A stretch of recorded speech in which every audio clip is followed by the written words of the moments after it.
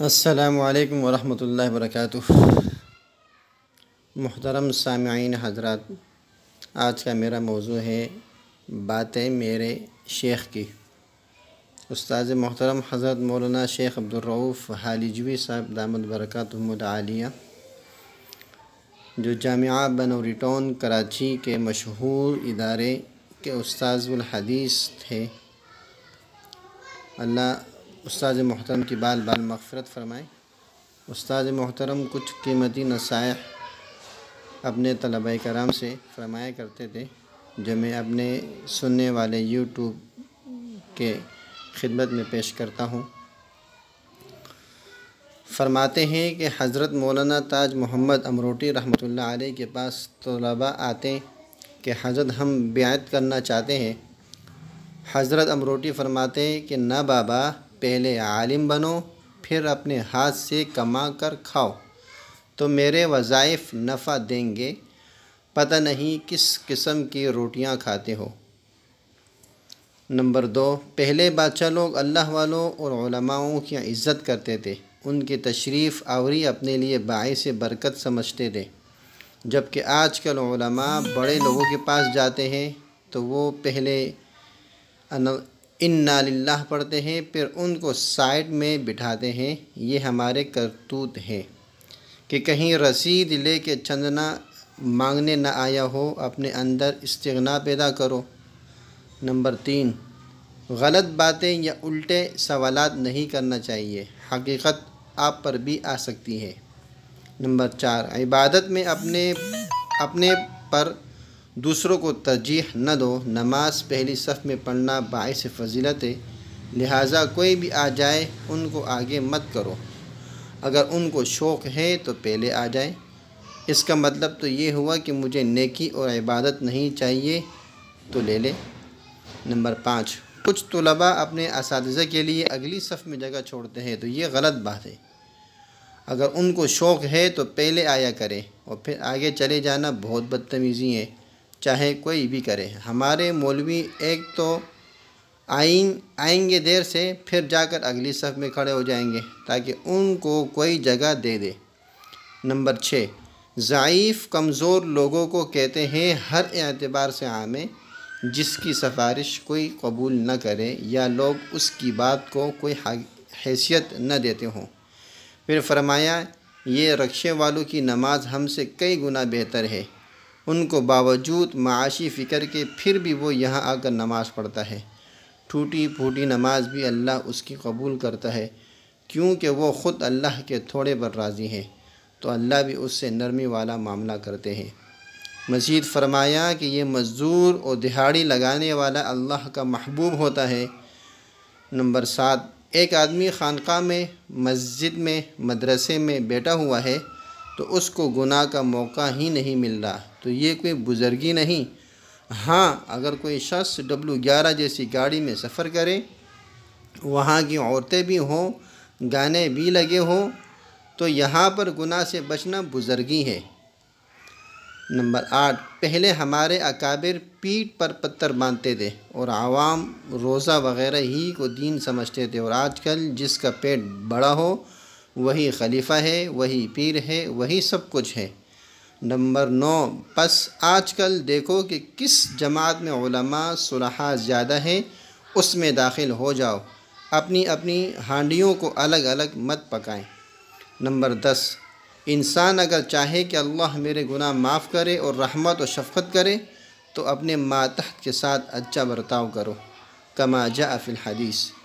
اگر ماتحت پر سختی کرو گے تو اللہ بھی اپنے قوانین چلائے گا۔ نمبر 11، عمل بہت بڑا مبلغ ہے، زبان اتنا بڑا مبلغ نہیں، لہذا اعمال اچھے کرو، لوگ تمہیں دیکھ کر سنور جائیں گے۔ نمبر 12، کسی بھی رواج کو یکدم ختم نہیں کر سکتے، اس میں جو خراب چیزیں ہیں اس کو نکال کر اس چیز کو چلنے دو۔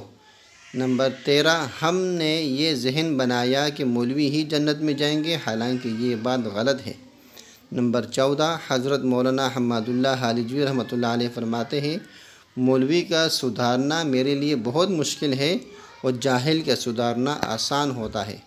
نمبر 15، جانور جب خراب ہو جائے تو کسی نہ کسی کام تو آ ہی جائے گا، اس کا چمڑا اور اس کا گوشت وغیرہ، جبکہ انسان خراب ہو جائے تو کسی کام کا نہیں رہتا۔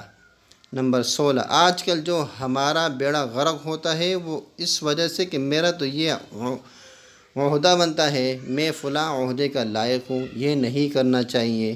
آج کل جو تفریق در تفریق ہے اس کی جڑ یہی بات ہے۔ نمبر 17، مسجد کے امام میں کوئی غلطی ہو تو اس کو ہٹانا نہیں چاہیے، کیونکہ دوسرا امام لاؤ گے تو اس میں بھی کچھ نہ کچھ غلطیاں ہوں گی۔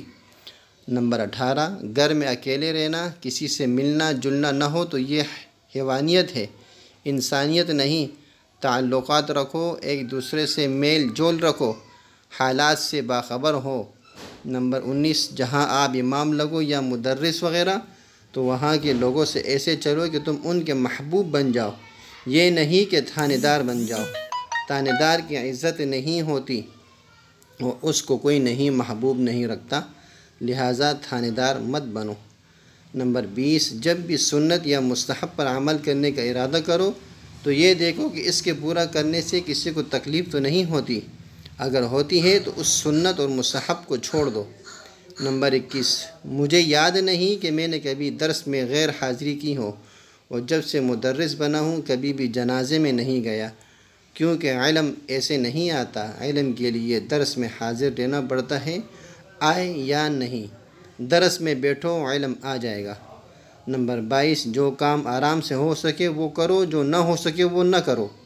قاعدہ بھی اگر اچھی طرح پڑھا سکو تو عزت ہوگی، ورنہ اگر نور الانوار بھی اچھی طرح نہ پڑھا سکو تو عزت نہیں رہے گی۔ نمبر 23، مجھ سے کوئی پوچھتا ہے کہ مسجد ملی ہے کیا بیان کروں، تو میں کہتا ہوں کہ ترمذی ابواب الزہد کھول کر اس کا ترجمہ کرو، اس سے بھی فائدہ ہوگا اور لڑائی بھی نہیں ہوگی۔ نمبر 24، آدمی اپنی ضروریات کو کم کرے، اس سے آدمی پریشانیوں سے بچ جاتا ہے۔ نمبر 25، آپ کے مدارس کے ساتھ جو لوگ تعاون کرتے ہیں ان کو بھی دعاؤں میں یاد رکھو، اگر دعا نہیں کرو گے تو تمہارا ثواب ان کو ملے گا اور تم مفت میں سر ٹکراتے رہو گے۔ نمبر 26، ہر کسی کی دعوت قبول کرو، یہ نہ ہو کہ مالدار کی دعوت ہے شوق سے جاؤ، وہ غریب کی دعوت سرے سے قبول ہی نہ کرو۔ نمبر 27، توکل کا یہ مطلب نہیں کہ ہاتھ باندھ کر کمرے میں بیٹھ جاؤ اور کہو کہ کھانا خود بخود آئے گا، یہ درست نہیں، بلکہ توکل یہ ہے کہ رکشہ نکالو، اسٹاپ تک ریڈی ہے، سبزی لگاؤ اور گلیوں میں پھرو، پھر کہو کہ یا اللہ مجھ سے جو ہو سکتا تھا اتنا کیا، اب آپ ہی لوگوں کے دلوں میں ڈالنے والے ہو کہ میرے رکشے میں بیٹھ جائے، مجھ سے سبزی لے، تو یہ ہے توکل۔ نمبر 28، تم طلباء کو کہو کہ یہ ٹکڑے کیوں چھوڑے، سالن کیوں چھوڑا، تو طلباء نہیں مانیں گے۔ جب خود ان ٹکڑوں کو کھاؤ گے، پلیٹ صاف کرو گے، باقی ماندہ گھر والوں کو کھلاؤ گے، تب کا بنے گا، یہ نہیں کہ خود بڑی بڑی گاڑیوں میں گھومو اور کاٹن پہنو اور طلباء کو کہو کہ چنگچی میں چلو، یہ نہیں ہوگا، خود عمل کرو تو کام بنے گا۔ جتنے بزرگ گزرے ہیں ان سب نے پہلے خود عمل کیا، اس سے لوگوں کو متاثر کیا۔ نمبر 29، مسجد میں باریک مسئلے نہ چھیڑو، جو لوگ تمہارے سامنے بیٹھے ہیں ان کے مطابق بات کرو تاکہ ان کو فائدہ ہو۔ نمبر 30، بندہ جتنے کم پر اللہ سے راضی ہو اللہ بھی اس کے عمل پر راضی ہوگا۔